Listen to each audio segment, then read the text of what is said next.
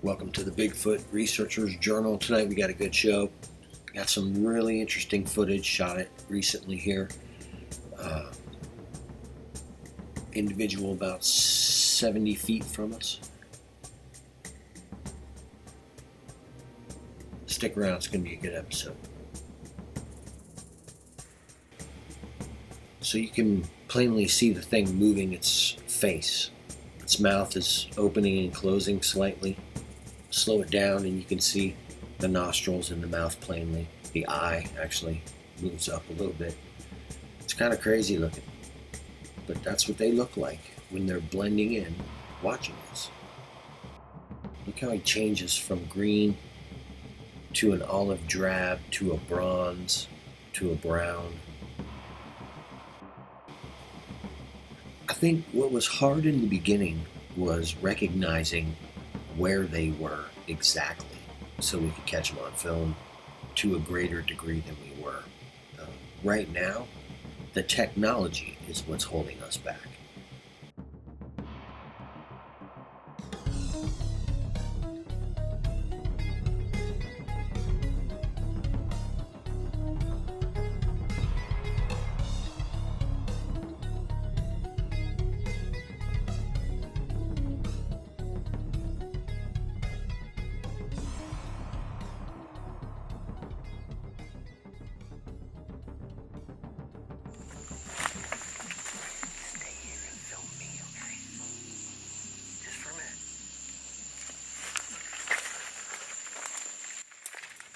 I had to get used to going in.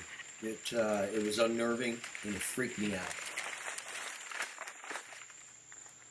It's a really strange feeling knowing that these creatures are right there somewhere watching. You have the entire case telling you that. All of the real-time signs, the rocks, the growls, the bushes, and yet there's this profound doubt. Even though you've seen it, you know it's real. How could it be right here and I don't see it? You keep asking yourself, I know it's right here. Time seems like it slows down. And they're there. It is absolutely something that you have to overcome if you're going to attempt to get visual data of the creatures. You could stop at tracks and not even look around you. Fact is if you're tracking a Sasquatch, it's in the area. And there's a good chance that he's already watching you. They're very intelligent. And when it comes to staying off your radar, even when you're only a few feet away, they run circles around us. It's amazing to me that so many people are still so willing to not take a look into what's going on, not only here, but in other research camps across this country. It's a real shame because we're interacting with these creatures and catching them on film on an almost daily basis. And for people in our scientific community to turn a blind eye to this, and at this point, is, in my opinion, criminal. You know the creatures are there. You know people are seeing them. We know you're using technology to shut our cameras down. We have proof. We have proof of all of it.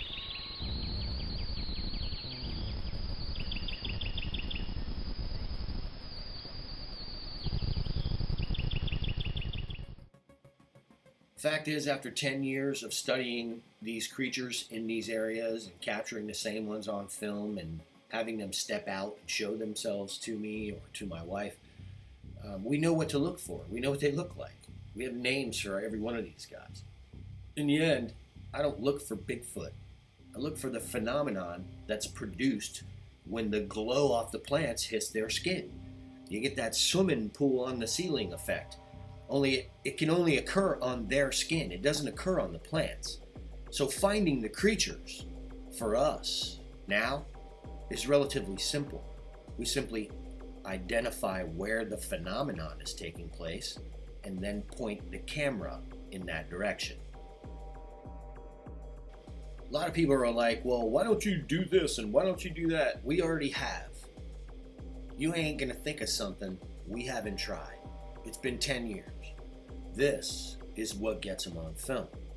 And the fact is, if there wasn't technology jamming my cameras, killing my cameras, breaking my cameras, destroying my memory cards, killing my batteries, and costing us thousands of dollars every year, we already would have crystal clear footage, because I've shot it on 3 different occasions myself and have had my camera damaged and my memory card damaged to the point where the footage is corrupt, whatever that means.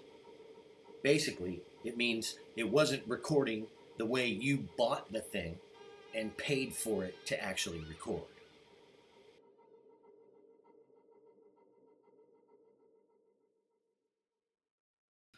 Here's a great shot. This is the creature right here. You can see its white skin. That's its left cheek. And you can even see a little eye shine up where the eye is. This is going to be the nose, the nostril area. It's just a cheekbone. The creature's right here. Here's a great frame where you can actually see his nose really good. But he's right here. And so the white skin on this guy is like something that's different. These light-colored creatures blend in perfectly with any environment they walk through. You know, we didn't know this. Even though I saw one that was that color, I didn't think that it was across the board that these things, there's a whole bunch of them that have this white skin. We now know this. You can see this creature staring right at the camera.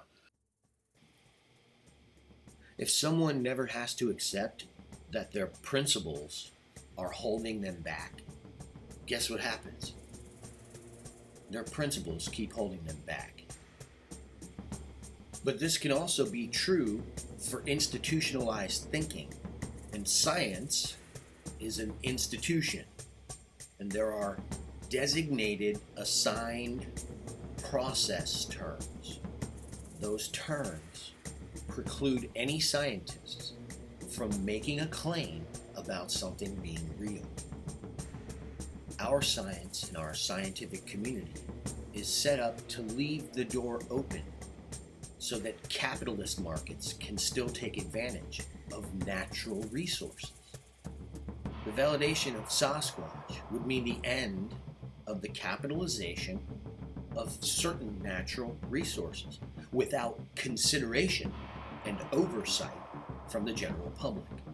Make no mistake, this is why the species and its validation is being stalled, acceptance that it's real, so that they can basically continue the lie.